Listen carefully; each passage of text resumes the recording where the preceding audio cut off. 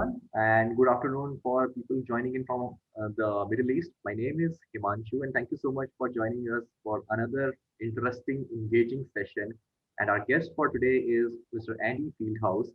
Some quick words about Andy here. Andy has spent 25 years working in and with teams in the UK and the Middle East, and uses his experience and expertise to help work teams create the culture and practices necessary for them to achieve success. Andy is the founder of TeamSpace, and just this year, Andy published his first book, Getting Teamwork Right: The Key to Happy, Successful, and Resilient Teams, which actually went on to become the Amazon #1 bestseller just with his first book. Many congratulations, Andy, and a very, very warm welcome to you for joining us today, in today's session. Thank you so much, Andy. Well, thank you very much for those kind words, and it's a pleasure to be here. And thank you for the opportunity to speak to you and anyone listening as well. Fantastic. The pleasure is entirely ours, Eddie. And before we kind of move on, I have some interesting questions lined up that I'm sure our audiences are actually going to love. But before I get to that, I wanted to learn from you the motivation, the inspiration behind writing a book, which is about getting the teamwork right. This is a very common topic. There are probably 1,000 people out there who are giving their version of how to get teamwork right, but not everyone is out there with a bestseller, with the tag of a bestseller. So from you, to kind of learn from you, how did you get the idea of writing that book, or writing this book, and what actually went behind the inputs that you provided and the insights that you provided in this book? Over to you, Andy. Sure. I mean, it's a bit of a it's a bit of a long story, but I'll try and keep it fairly condensed. I've always been a passionate writer, for one, and I've always been interested in the idea of writing a book. And then really the opportunity came about 4 years ago to start thinking about putting my ideas down on paper, because I'd spent half my career working on teams from a team building and team training point of view. And it was just the right time in my life to actually go, you know what, I've been doing this for so long. I've got all these ideas, all this research, all this practice and experience gained from working with so many teams, running so many programs, that I thought I got quite a lot to give. And the motivation behind it really came about when I became a parent. Like most people, when you have a child or children, your whole worldview changes and your priorities change. And I became acutely aware, and I'd always thought long and hard about where the world is going and where is the future for our species and the planet. And I'm convinced that we are going to face significant challenges. And when I wrote the introduction to the book a couple of years ago, I didn't have COVID-19 in my mind, but I wrote as one of those challenges, drug-resistant illnesses that are going to need us to come together as people and work together successfully in teams to overcome the various different challenges of climate change, of population pressures, of viruses, of you name it. And it's not going to be the preserve of the politicians and the scientists to solve all of these problems. And it is going to require people to work together to get through the issues and challenges to be able to fix the world. And sitting there with my two little children who are now 6 and 4 in my mind, and thinking the phrase that I heard that really sticks with me is that we only rent this earth from our children. And we're all duty bound as parents to leave the world in a better place for them. And what could I do? What can anyone do? And I feel blessed and lucky that I have been given, the skills to communicate, to write, and the experience of working with teams. And my subject matter and my niche is teams and teamwork. And so it was kind of a no-brainer to put everything down on paper and give these ideas to anyone who wants to read them. So that's really the kind of motivation behind writing the book in the first place. That's very interesting, and I really like the fact that it's kind of a coincidence that when you were writing the book, you had no idea about this entire COVID situation is actually going to happen, and we'll be sitting today in this position that we are today. Yet this happened, and somehow everything just fits perfectly with your vision about what you mentioned in the book. So that's actually fantastic, and I'll in fact I was kind of reading about you a little bit, and you're often known as a man on a mission to make teamwork better. So I was just curious to kind of learn it from you. What what do you think that people generally love about working in teams? It's a and at the same time, if you can also share about what is it that people typically do not like about working in a teamwork setting. What do you think?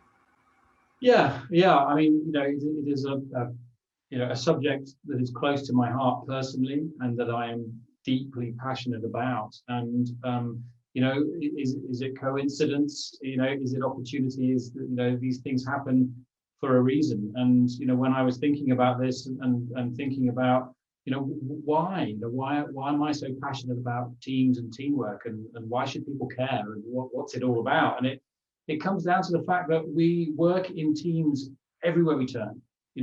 We're born into a team in our family. We join companies, we do sports, we have friend groups. We go to the shop and buy something, and for a small moment, a team is formed. So they are everywhere, and all parts of our lives. And they say the only team you can't choose is your family, but even that can be something you can choose. But the point is, it's everywhere, and it's when people come together to do something together that they can't do alone, that this thing of teamwork starts. And I know through my own experience and through the teams that I work with, that teamwork can go one of two ways. And we always set out with intention that it's going to be amazing, and it's going to be fantastic and rewarding and enjoyable and inspirational. And it's going to be something that comes easy to us, and that we achieve great things together, and we change the world through all the different things that we do. And we look forward to being part of that team. And I know what that is like. I was part of a team here in the UAE that successfully built an award-winning company that won the Great Place to Work award for the Middle East twice.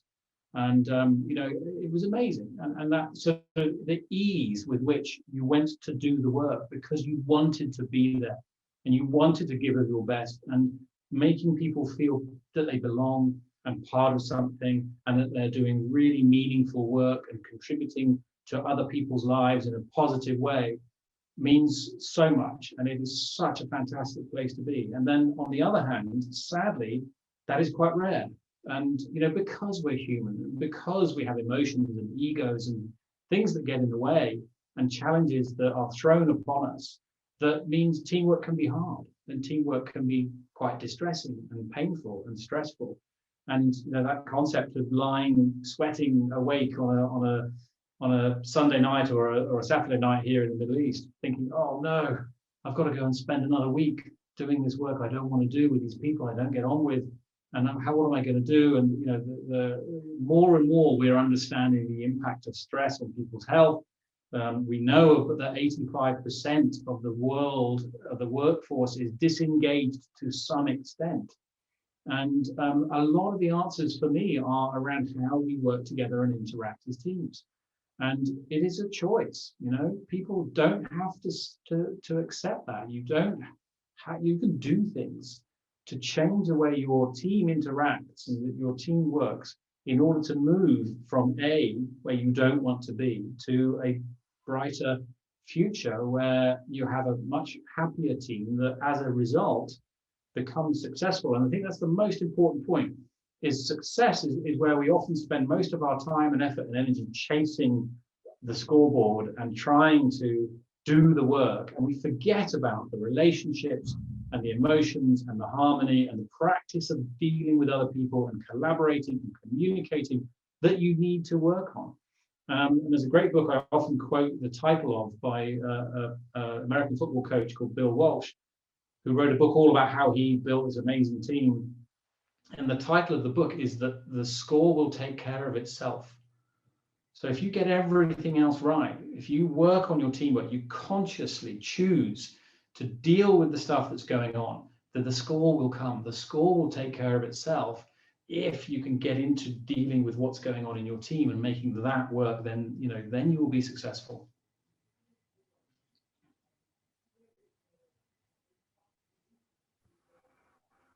That's actually very interesting. And as you very rightly mentioned, the score will take care of itself. I also love your perspective about seeing the family members also as a team. That's something that that's a concept, or that's a perspective that we don't usually hear from many people. For people, teams is just either a sports team or the team that you're working with at your office. but really glad that you brought that up. That's a fantastic concept. I would also like to talk about eventually about the mental distress or the mental health issues that might arise of working in a team. I'll come to that later. But before that, since we are living in this era of COVID, I would like to take one question on the same. So right now, as you might have also experienced, that workplaces across the world have been turned upside down. I can't say that there was I don't know, or if or maybe I'm not well informed, but I don't see there is any workplace or any office or any company out there which was prepared for this situation like this, that currently the one that we are currently living right now. So what do you think about the, and now most office across the world have also kind of taken to work in a virtual setting. What are your thoughts about the same? How do you find the teams working virtually? What do you see them, where do you see them, what are the impacts that they are what is, how is it impacting their professional life, how is it impacting their personal life? What are your thoughts on that? I guess there's kind of two ways of framing this. One is, what would you say regardless of COVID? Because COVID is just one thing that is going to come up.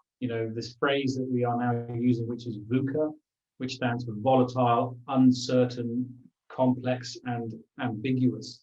We knew that that was a phrase or a term that was being used before COVID, and COVID is absolutely just an example of that. So whether it's COVID or something else, there's a thing around resilience in teams and consciously working on your team so that you are ready as you can, because we cannot anticipate everything that's going to come along. And we can, you just got to, expect the unexpected and put into place whatever measures and practices that you can to make the team as strong as it can be so that it is ready. Because what happens, there are obviously teams that are really broken and in trouble and need to help desperately. But there are other teams that are rubbing along, just sort of doing okay, and things are okay, the economy's all right, and suddenly something comes along, some form of threat, and there might be little surface cracks in the team, and these things drive wedges into those cracks and split them open, and suddenly you're in trouble, and disengagement happens, people start pointing fingers at each other, people start blaming, self-protection mode, the walls go up, people are unafraid to speak up. And suddenly you're going backwards, because just at that time when you really need everyone to give even more and to circle the wagons and kind of fight each other's corner, to mix too many metaphors, but and they don't, because they're all sitting around focusing energy and time on other things. So that is non-COVID related. So in answer to that first point, fix your team before it's too late. Make your team strong before it needs to be. And this takes conscious effort. And this is the bit we don't do. We watch sports teams and think they're amazing, but they spend 90% of their time, if not more, practicing all week. All they're doing is practicing, so that for the 2 hours of the week on a Saturday afternoon where they play the game of football, is they're actually doing the work. And yet in the business world, we're expected to do the work all the time, live and dangerous. And maybe we spend 1%, 2% of our time actually having a conversation about our team and what's going on and what's happening with that relationship, within the team. And we don't have we don't believe we should spend the time or money doing the work on the team. And my argument is you need to. And even just a little bit of time consciously addressing the issues that are there, if there are any, or doing what I call if-then thinking, which is a tried and tested method. It's proved to work. That if you sit down and you consciously think and discuss and plan in your teams, of not just about your work, but about how you as a team are going to react. If this happens, then we're going to do that. Now, like I say, you couldn't have anticipated COVID. Who could? But if something comes along that's going to put pressure on our communication, this is how we're going to deal with it. And you ask yourself questions like, how are we going to deal with conflict if conflict starts happening? And you do that calmly and consciously before the fact, because when the conflict blows up and the emotions are high and ego and circumstances mean that the emotions are running high and the blood is pumping, it's going to get out of control. Whereas if you've had conversations around protocols and behaviors and practices, and warning signs and things that you'll do if it starts to blow up, then you've got them to refer to, and you've got an anchor that you can say, hang on a minute, this is what we said, that's out of line. And you can manage that whole piece if you have done something upfront to just create that behavioral charter and protocol in the first place. To answer your question about COVID, absolutely, nearly everyone has been affected. Obviously, there are some, lucky companies and teams who are very successful as a result. I would love to have been making masks, for example. But for most teams, it's a detrimental impact. It's definitely challenging and changing the physical nature of work with working online. And certainly in my experience of working with teams, it's resonating that everyone hit the ground running with COVID with adrenaline, well, we're going to adapt, we're going to change, we're going to work remotely. How do we do it? Oh, what's this thing, Zoom, so on and so on. And we just figured it out and we got through it. And as the weeks turned into months, that adrenaline fueled frenzy and energy just has started to tail off. And now we're into, the hard yards, the long game, as it were, and people are, zoomed out, or Zoom apathy is taking place. And we all know what it's like. We don't have to articulate it. It's hard, But again, it's about conscious effort to deal with things. And some teams that I've been working with, I've been advising things like, or asking the question, have you actually sat down and had a conversation within your team about what it's like? Zoom, what you do, or other platforms are available, you get onto the call and you start doing the work straight away. Everyone just jumps on, right, boom, and we do the meeting, and we get to the end of the meeting, and then we stop the call. And you miss bookending the meeting with what you used to have, those organic conversations of just getting to know each other, sharing a problem, helping somebody out, what's going on at home, all that kind of nice stuff, the water cooler conversations, the canteen conversations are not taking place anymore. So people are purely just functioning, doing their work. And there's so much more going on with everybody at home, worried about this, finances, family members, are they sick? Can we get home to visit people? All of that's going on. It's just not being talked about. So I would advise definitely having a conversation, what's going on, throw it out on the table. Leaders need to lead the way and show how it's done, and take the initiative to be open and be vulnerable and have conversations and say, look, I don't know what's going on, but we can get through this together. And the second thing is, if I can give some advice around it, is what's happening in your meetings? What is actually the content of your meeting? And there's a thing called Parkinson's law, which is basically that if given the resources that you have, you will use all of them. And the analogy is, when you get a tube of toothpaste and it's a new tube of toothpaste, oh yeah, you'll just squeeze the toothpaste and you won't worry about your nice big bit of toothpaste on your toothbrush. But when you get to the end of the tube and there's only a little bit left, you can still squeeze a bit more toothpaste out of the tube. If you've got an hour in a meeting, you're going to use the hour. You're going to take up, if you allocate an hour, you will use it for whatever tasks you've got at hand. Guarantee you, if you do the same meeting and set yourself half an hour, you'll get it done in half an hour. Too many meetings I've sat in face-to-face mostly, but you spend hours looking at data on slides, PowerPoint slides.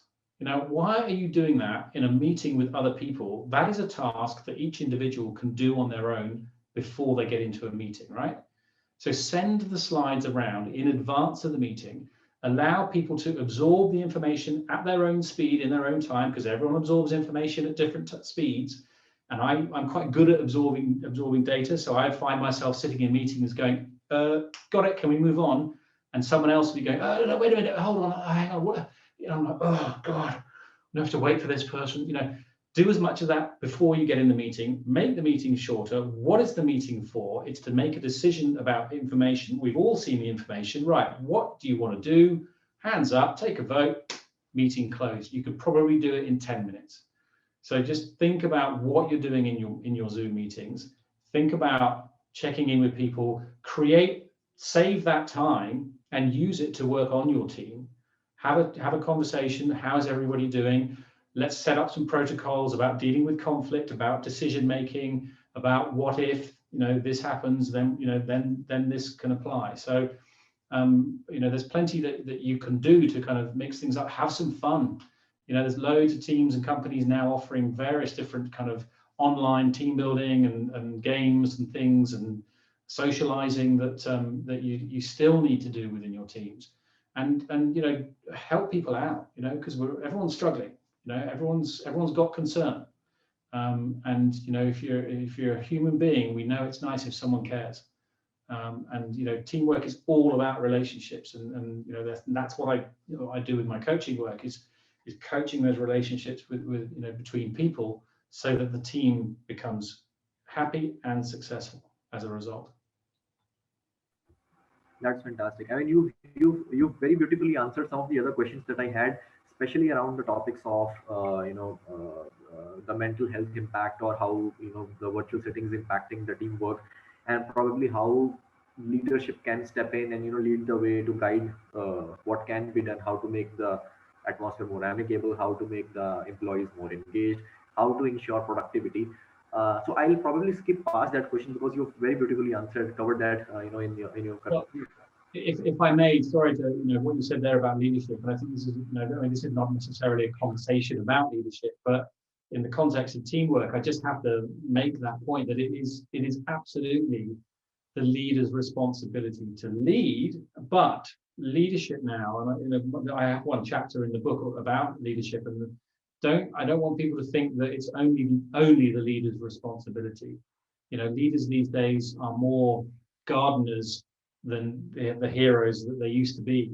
They used to be the ones who made all the decisions, had all the power, and it was my way or the highway, and follow me, and that's why they get paid the big bucks. But we know that it's far more engaging to be, to borrow Liz Wiseman's term, a multiplier leader rather than a diminisher.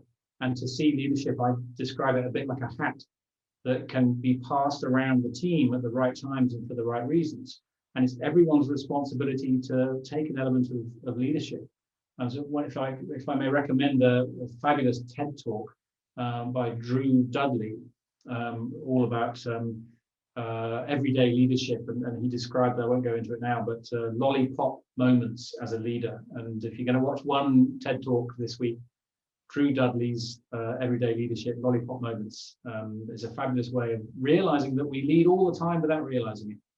And be aware within your teams that is going on, and the actual leader should tap into the smarts and the intelligence of the people around them. And you aren't necessarily expected to have all the answers. And vulnerability, and saying that, and saying, I don't have all the answers, but together we can figure it out, is tremendously powerful, and a great way of leading these days. So I mean, that's something for the audiences as well to take care. I know I'll be watching the TED talk. I do recommend. The name of the person is Dudley, right? The person on the TED talk is Drew Dudley. Drew Dudley. Okay, fantastic. Drew Drew Dudley. Drew Dudley. Perfect, fantastic. So Andy, now once again, thank you so much for throwing some more light on the same. It's very exciting. I'll probably now would like to know about what your opinions are about something. So you've through and through, I mean, you've worked in different kind of trades. You worked in wine trade, to financial recruitment process, to sports, to marketing events, and you have a great experience. You've engaged with probably an assortment of different personalities and organizations. Knowing all this, with all this knowledge and with all these experiences, do you think that there is something or some cultures or some something about an organizational functions that needs to be changed, which are probably a relic from the past and doesn't need to be continued, or some practices or some cultures which probably shouldn't be in the organizations anymore? Do you think there are some existing cultures like that? It's a very good question. I think that if I can probably answer it in an evidence-based way, because I think we've been given greater opportunity with technology to collect data around human relationships and teamwork, because that's really what it's all about. In the context of teamwork, what did we used to do that perhaps we shouldn't be doing, anymore? And it's a lot. If I could probably say, I wouldn't say there's a specific practice. I wouldn't say that there is a specific thing that you would say, don't do this anymore. But the evidence that we have now is around communication. We can measure way more accurately how people are communicating. And we know that the patterns of communication within teams are a far higher predictor of success than anything else put together. You know, the intelligence, the work you do, the most important factor is the equality of communication between the people on the team. There's a scientist called Sandy Pentland who works at MIT, and he's measured the interactions between teams using a device that you wear, and it measures who you're talking to, how much you're talking, how loud you're talking, everything except the words you're actually using. And he's correlated data from teams that has an inequality or an imbalance of communication, and there are people doing lots of talking and others not talking, and those teams are not as successful as ones where there's a real strong balance of communication both ways, talking and listening equally across all members of the team. And he's measured this, and it's proven to be successful in terms of revenue and also engagement. So that's probably number one, is the amount we communicate. And going back to the leadership analogy or the leadership idea, traditionally leaders do all the talking, you know, and if you can try and stop yourself as a leader doing all the talking and ask lots of really good questions and encourage other people to speak up, and watch out for, you know, people's preferences in how we like to communicate. You know, there are introverts and extroverts, and some people don't like to talk, you know, in group settings. They much prefer one-to-one. So let them speak in their own way and in their own time. So number one, I would say, is your communication. The other one I would say, the other study I'd like to quote is by Google, and they wanted to answer the question, what makes the perfect team? Probably 5 or 6 years ago now. So they conducted an exhaustive study called Project Aristotle, where they went to all of their own teams. They went out there and studied all of the academic data. They watched teams, they studied them, they surveyed them. This is an extensive study that was done, and they came up with some surprising results where they thought it was all about who you had on the team. You know, you had to have the right people, the right intelligence, skills, and everything else. And actually, what came down to it, again, the predictors of success in terms of happy, engaged, and successful teams was mostly about the atmosphere and the culture and the behavior that you create, which is one of what is called psychological safety. And again, I write a chapter all about it in the book. Psychological safety being an atmosphere where people feel willing and able to speak up, to say what they want, to admit failure, to admit that they don't know anything, to be vulnerable with each other without fear of ridicule or judgment or consequence to their actions. And when you can create that comfort level within teams, and I've worked in teams where absolutely this exists, and I know this to be true, where you can just challenge people and say, I don't understand, or I don't believe in this, or why are we doing that? Versus other teams where people don't speak up and they're crippled by anxiety around what are people going to think of me? They're going to laugh at me, they're going to blame me, they're going to point fingers and going to pick me out of the crowd, and how do I protect myself? It's a destructive place to be.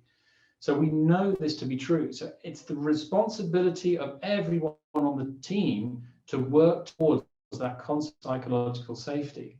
So, you know, that freedom is a really precious thing. It is hard for some company cultures to countenance this kind of thing, because bad behavior is so ingrained and you're so much part of the problem and stuck in the problem that I know it's hard to think that that could ever be a thing that happens here. But it can, and this is my point. You don't have to accept the status quo. You shouldn't feel that you don't belong and that you don't want to be there. And you must feel that if you can do something about it and start to galvanize people around you. And if not, maybe that's not the team for you. You know, sometimes teamwork and exploring this kind of stuff can mean that you realize that this isn't where you need to be right now, and maybe it is time to go and find another team that is more supportive of you. But going back to your original question, I think those two are the two most important things: the freedom to speak up, which traditionally maybe didn't happen in very hierarchical corporate structures, and the ability for everyone to talk and listen in equal measure, given that you are being free with what you say. will be a good predictor of other things falling into line. The score taking care of itself because you're able to speak up, because you are speaking, you're talking, your innovation is going to be better, your creativity, your commitment, your engagement, everything flows from there. So I think those are the two most important things I think people can do. Completely agree and fantastically answered. I mean, it's a very valid point that you've made, especially about. I love the bit about psychological safety at workplace. In fact, I would like to kind of explore this a little bit further. Do you think that given the situation that we are in today, obviously open communication between the employers and the employees is very very important, and as you were mentioning in earlier as well, that there used to be an entire setup where you used to have kind of water cooler breaks or canteen breaks where some sort of interaction used to take place where something aside from what you're working on was the topic of the conversation. However, in a setting where everyone is kind of working from home in a virtual setting, the only way of connecting with each other is through, as we are connecting today, through a laptop or a mobile screen. Do you think if I may coin a term, psychological safety quotient, do you think that it has gone down? And if there are any remedies to kind of, correct this, has the communication between the teams gone down? Has the communication between the employees gone down? And what probably can be done to improve this thing? Yeah. So a great question. Firstly, anecdotally, I'm talking to teams, and I have a certain impression from there. One of the things I'm working on at the moment is actually a survey which I'm going to be sending out to the world, and I'd love for anyone to kind of find it and answer it. To answer this question, what is the impact that COVID has had on your teams? What is going on, and what are you doing to help it so that we can kind of collect that and share that? So that's an initiative I'm about to start, because I have some answers, but not all the answers. I think that from what I'm hearing, a lot of teams are struggling with it, and as I just go back to that analogy of a team with a few small cracks, if they were there, and everyone kind of brushing them under the carpet. Suddenly the carpet's been lifted and someone's driving, wedges into them. That is happening, and there are teams that are struggling. But there is also this kind of counterintuitive idea of those teams that kind of circle the wagons when they get under threat, and they actually pull together. And I've spoken to some people who say they feel really quite energized by the experience, and they quite enjoy the freedom of having extra time at home. We don't have to commute. I don't have to get on the train for 2 hours a day. There are some positives to it, but I think it's 50-50. I think I certainly don't think everyone needs to worry that the whole world is coming to a halt and every team is struggling. Yes, of course, there are teams that are struggling, and there are individuals who sadly are struggling as well. But I think that there are people who kind of not see the opportunity, but see the way through. There's a concept called the Stockdale paradox, which is so Admiral Stockdale was an American aviator who was shot down and imprisoned in North Vietnam during the Vietnam War. And he survived several years of incarceration, came out the other end, Congressional Medal of Honor winner. And many years later, a journalist was interviewing him and asked, because it was a pretty horrible existence, and a lot of people didn't make it through captivity. And incidentally, we still use isolation as the, if you're talking non-physical torture, as it were, isolating human beings is tremendously damaging. That's why we use it as the most extreme punishment in prisons and places like that, to separate people from other people. This supports the concept of teamwork, that we love being with other people. We want to work with other people. We just want to get it right. Going back to Admiral Stockdale, so who made it through? And the guy thought the answer is going to be the optimists. The people who go, yes, we're going to be out by Christmas, we'll be fine. And he said, no. He said the paradox was that it was not the optimists that made it. It was the pragmatists, the realists. It wasn't necessarily the pessimists, but the people who said, no, we're not going to get through this by Christmas.